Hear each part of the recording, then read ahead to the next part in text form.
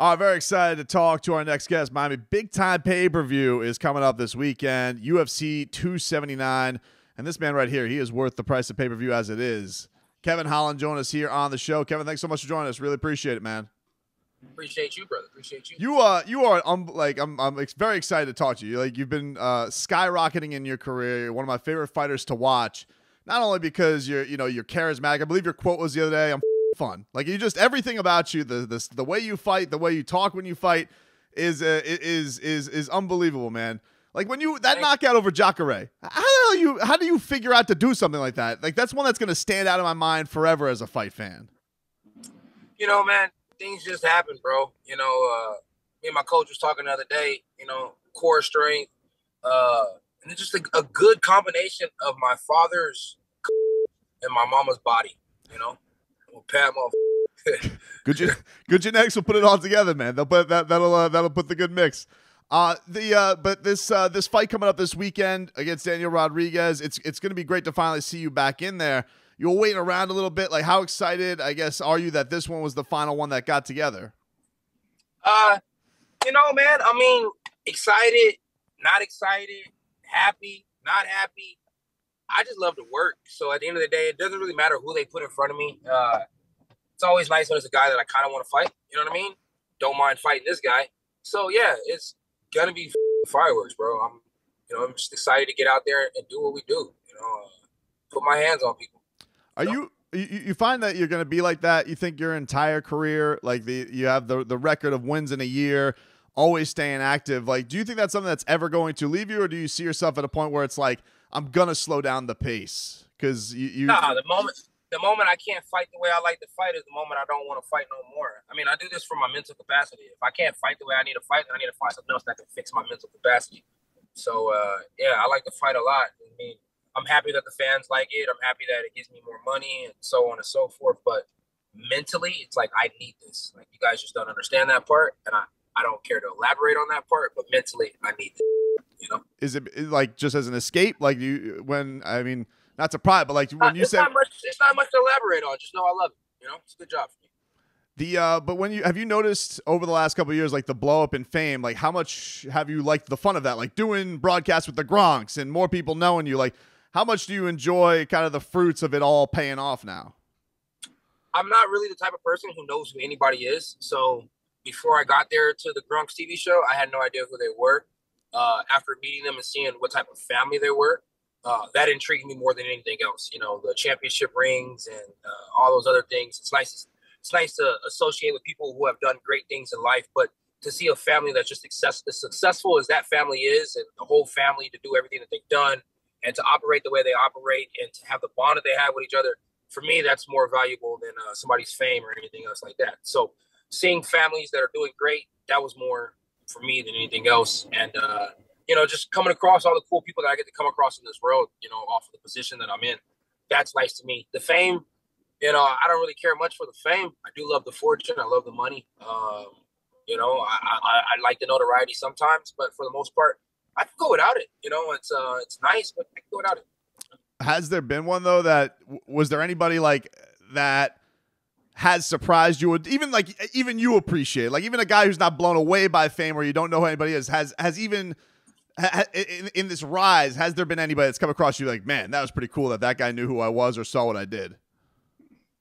No, not really. Because like, once again, I don't know who anybody else really is, like at the end of the day, you know? So yeah, I guess Steve-O would be the only one. I got a tweet. Steve-O was saying that I was cool. I don't really run my Twitter like that. My manager was on the Twitter like, yo, message back to Steve-O. So just the fact that Steve-O knows who I am, I guess that's pretty badass. Because, you know, growing up watching Jackass and shit like that, you know what I mean? People to Bam and stuff. But, yeah, other than that, no, not really. I don't really, like I said, I don't really pay attention to anything, bro. I play video games and hang out with my boys, bro. Like, I watch a movie, and that's pretty cool. I seen Star-Lord on my very first fight. That was pretty cool. But, yeah, talking to Kevin, I don't even know the guy's. I don't know the guy's real name, you know, but I know he's Star-Lord. So, yeah, what's Chris Pratt? Yeah, he loves it. I don't know. Yeah, well, you know, see, Star-Lord's good enough. Star-Lord, you know, Star-Lord's good enough, man. I talked. You know what? I talked to the guys from the TV show Power, Gianni, and then the main character Mike. He knows me too, so I mean, that's pretty cool. You know what I mean? Because I actually watched that TV show, but for the most part, no, I don't really get like blown away or nothing like that. It's more about who the people are when you actually get to meet them. If they're like really good, genuine people, then you're very happy that you got to meet them. But I mean, a lot of times you don't want to meet people that you like you're watching on TV and stuff like that. Because what if they're what if they're not who you expect them to be? Then now your TV show is ruined. Your movie's ruined. You know, it's like so. Yeah, it's just better just to let them be them. And if you do see them, hey, bro, what's up? And I just keep it pushing because, you know, it's like not trying to be mean, but it's like I know we're not going to hang out every day. I know they're not going to call me on Christmas and ask me, you know, how's my Christmas? I know they're not going to call for my son's birthday. So the people who are actually going to do that, those are the ones that I concern myself with. Everybody else outside of that, I'm super honored and happy to meet, but I can't get blown away by somebody who's not in my life day to day and is going to be there if I was to pass away and help my family. You know what I'm saying? Yeah, for sure. You guys can watch Kevin Holland coming up this Saturday live on pay-per-view, UFC 279. Khamzat's taking on Nate Diaz. It's going to be a hell of a card. He makes it that. Whoa, hold on. Kevin Holland's going to be taking on Daniel Rodriguez, and the rest of the card will be there. That's how you end that note.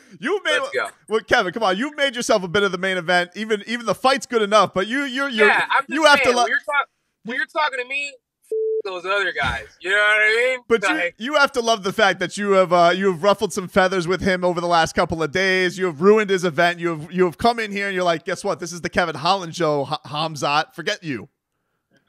He made that way, not me. Props to that guy for making me even better than what I am.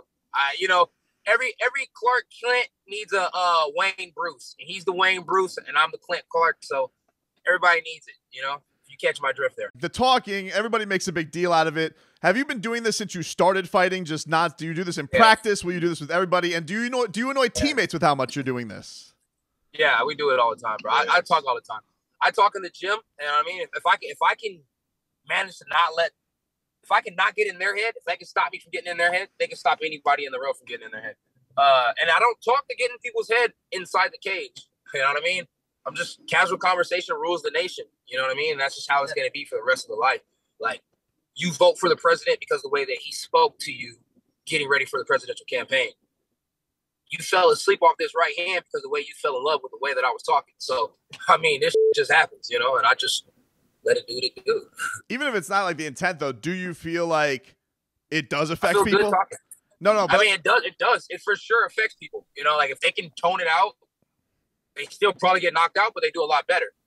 If they can't tone it out, you know, like look at the Jacare fight. Everybody's like, bro, how'd you do the Jacare? How'd you do the Jacare? Jacare was laughing. Jacare was trying to make out what the I was saying, and then Jacare was, boop.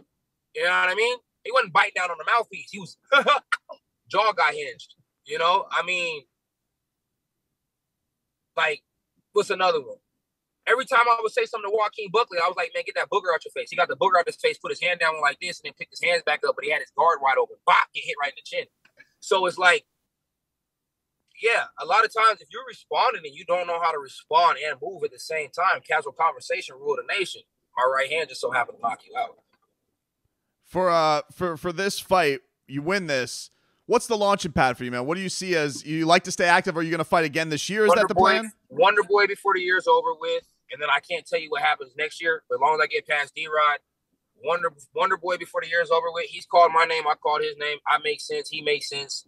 And then hopefully next year, man, hopefully Masvidal's done chasing a guy that he sucker punched in the back of the freaking thing. And he lets me go out there and get that BMF title because they all know I deserve it. Like, inside the cage, outside the cage, most active fighter, most this, most that.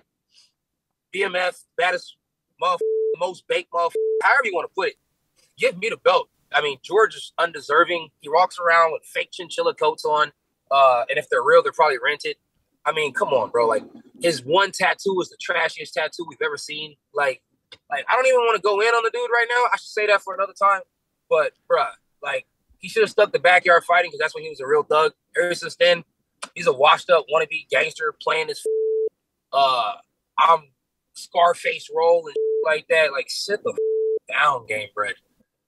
You know what I mean? You're not even game anymore, bro.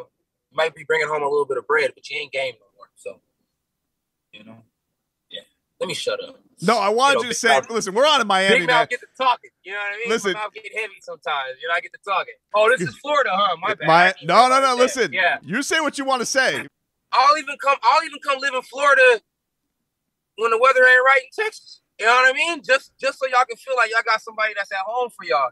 And I'm still gonna claim Texas and Cali like I always do. But I mean, I'm just saying, like, y'all don't even need that piece of shit out there. Like, I know that's not how y'all get down. I know y'all don't run around sucker punching people and stuff like that. Like, I know y'all some real gutter motherfuckers out there. And like, if that's who y'all got claiming to be y'all gutter guy, like, throw him the out. Put a new motherfucker in. He's not the one, bro. So he don't like it. I love it. I be in his DMs all the time. He be having his manager message me back. I know they be seeing that shit, so don't feed him to the fish like everybody else. And I hope it's spoiled fish and it makes his stomach hurt. Yeah. Go watch Kevin Holland this weekend, man. He's the main event, UFC 279, taking on Daniel Rodriguez. We appreciate the time, man. That was an absolute blast to speak with you. Love watching you fight. Love watching your career. All the continued success and health to you. Thank you, bro. Appreciate you.